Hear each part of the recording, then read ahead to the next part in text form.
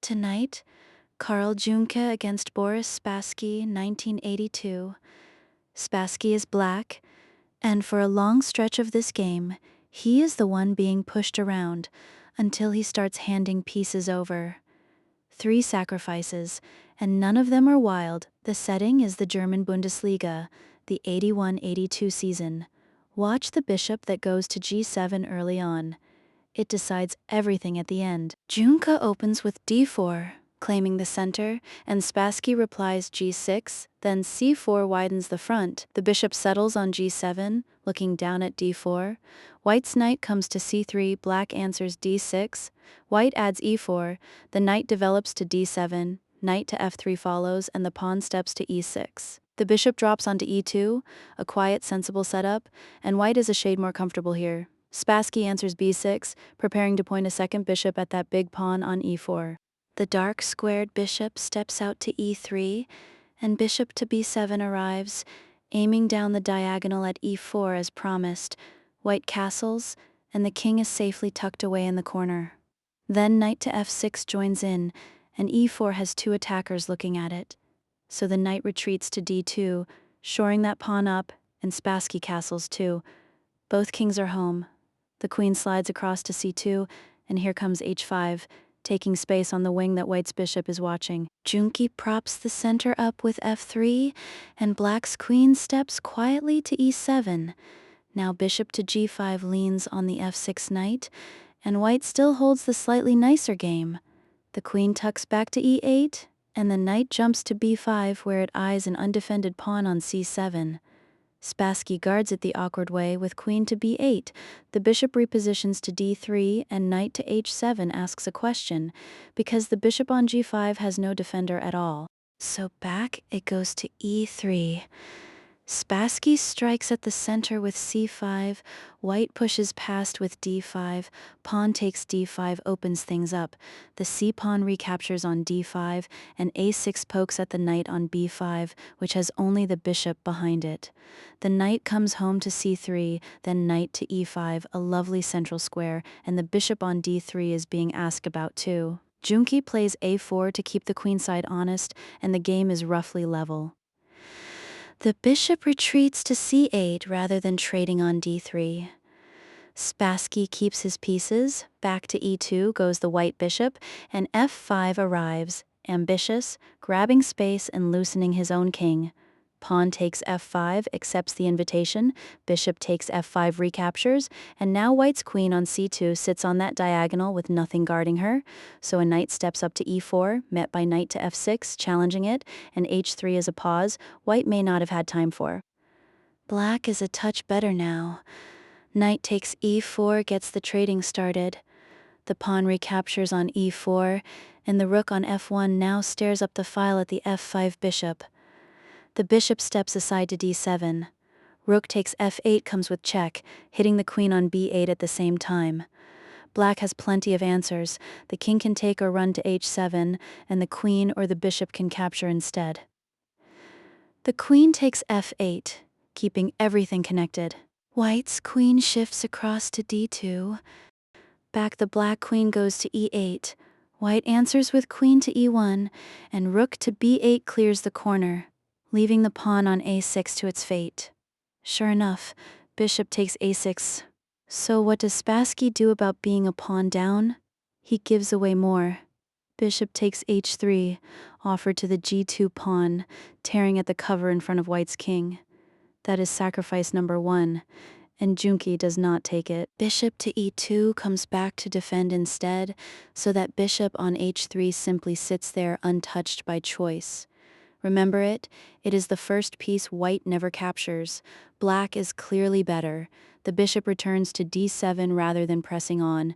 Bishop to g4 was much sharper, and Spassky lets a good deal of the pressure slip away. White swings the queen out to g3, hunting for something on the king side, though it is black who holds the trumps in this position. Rook to a8 is slow again. That bishop to g4 idea was still available, but nothing about white's problems has actually gone away. Bishop to f4 leans on the d6 pawn, and both players keep circling the same squares without quite committing to anything. King to h7 steps out of the way.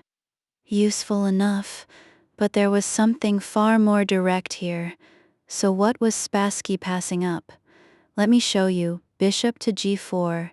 It jumps at the bishop on e2, refuses to let white untangle the king side, and keeps every piece white owns tied to defense, but that bishop stayed home, and the king walked to h7 instead.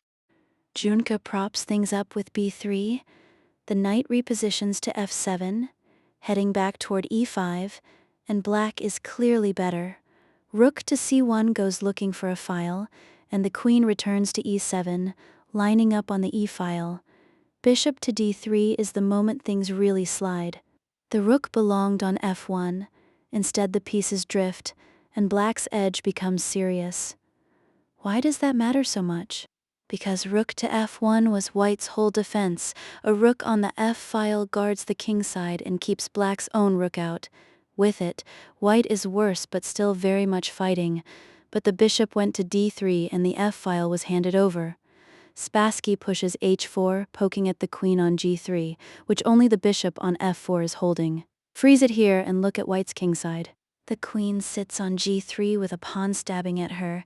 The bishop on f4 is her only support, and the pawn on g2 is the last shelter that king has.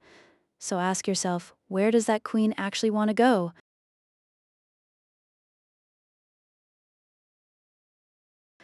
Every square is either watched or drags her further from home. And notice what black hasn't done yet. The bishop on g7 has been staring at d4 since the third move of the game, and nothing has come of it. Not yet. Queen to f3 keeps her near the king, but walks into the wrong end of things. The square was e1, and from here, black is completely winning. Why e1 rather than f3? Because the back rank answers the one thing black is aiming at. Watch what white still had in that world, with the queen home and the king side stitched together. The bishop to d4 check comes anyway, but with the queen on e1 white has a reply to it and stays in the game. In the game, though, the queen chose f3, and black's plan arrived with real force. The rook swings to f8 onto the file white abandoned. Queen to e2 shuffles again, and knight to e5 hits the bishop on d3 while the rook watches f4. Rook to f1 tries to contest the file at last. Bishop to g4 attacks the queen, and she has to think all over again, so down she drops to d2. Knight takes d3 removes a bishop, and Spassky now owns the pair. The queen recaptures on d3, and here it comes. Bishop to d4 with check, landing on the exact square it was aimed at from move 3, and hitting the knight on c3 as well. White can block, capture, or step aside. King to h2 steps away, and that small choice matters more than it looks. The corner square was the safer one. Why would h1 have been better? Because from the corner the king sits out of the checks that are coming along the third rank. Let me show you the simpler world Juhnke could have had. Bishop takes c3 collects the knight, queen takes c3 recaptures, and white is clearly worse but with a king that is not standing in a crossfire. The king went to h2 instead, and that is where the story turns. So what is that rook on f8 really for? This. Rook takes f4, a whole rook for a bishop, and the rook on f1 can just take it back. Sacrifice number 2. Rook takes f4 accepts, and the bishop on g4 hangs. But look at bishop to e5. The rook on f4 is pinned to the king on h2 and cannot move a square, and that same bishop touches the knight on c3 too. Black is completely winning. White props the frozen rook up with g3. Pawn takes g3 is check, prizing the shelter open. The queen takes on g3, still chained to that rook. Queen to g5 adds a second attacker to the pinned rook. Knight to e2 throws in a third piece to hold it. This one is white's own sacrifice, and it is offered for one reason only: the rook still cannot move. Queen to h5 is check. White can walk the king to g2 or g1 or block with the queen, but the rook is still frozen. The knight on e2 is free for the taking, and the shelter is gone.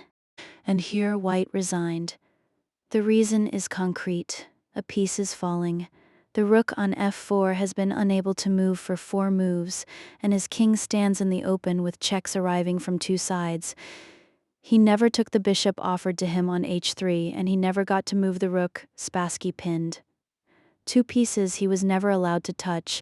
Meanwhile, that bishop, placed on g7 on move 3, decided the game from d4 35 moves later. The idea worth stealing, a pin is only a fact until you add attackers to it. Spassky added a queen, then a pawn, and the frozen piece became the whole position. Thanks for watching Nocturne Chess. If you enjoyed this game, subscribe for more quiet journeys through chess history. Until the next board, good night.